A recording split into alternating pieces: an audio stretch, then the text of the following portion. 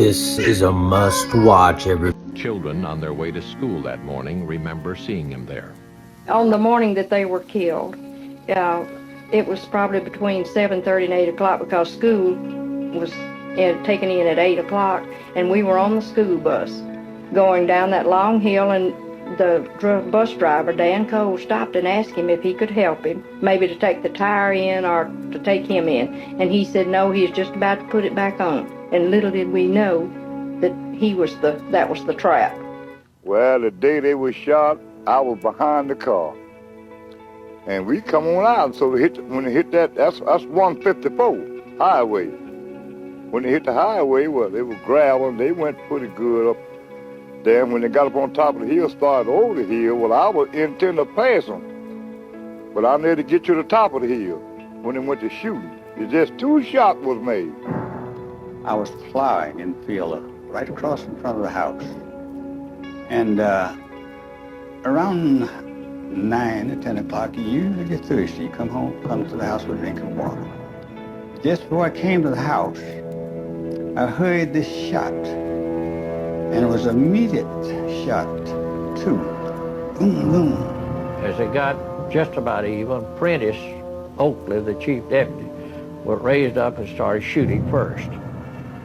And then the others immediately jumped. He jumped to signal a little bit. He really didn't mean to, but the pressure and nervousness were just overbearing. And I asked Prentice why he did it. He said, really, he didn't know. He said it was so intense that all of a sudden he realized he was standing up there shooting. He was shooting the rifle.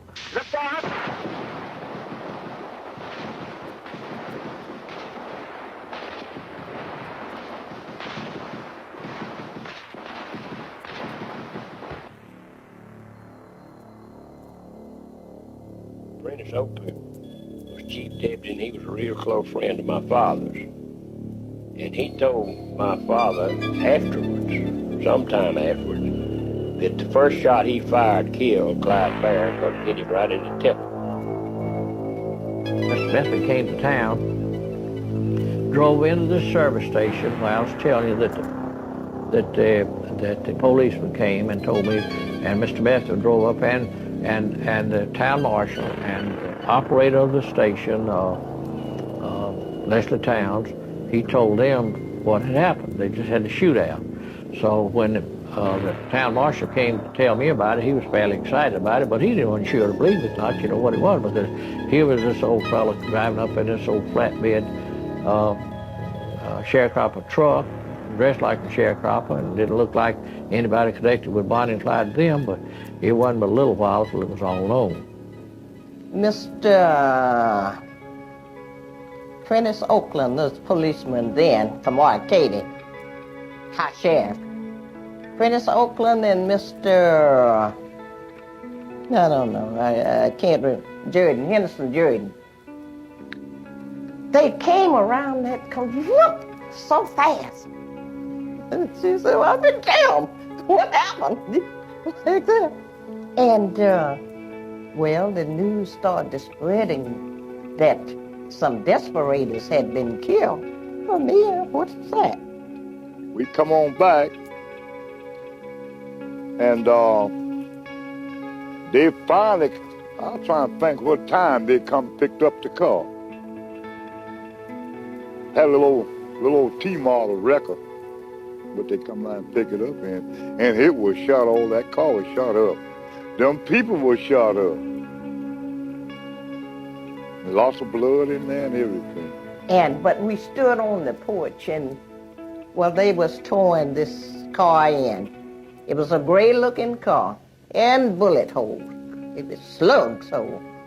And we got on our tiptoes. Well, they was towing it. We couldn't see any bodies.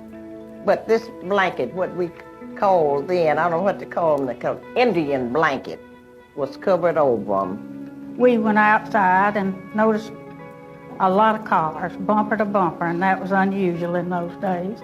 So we asked what was happening, and they said Bonnie&Clyde had been killed.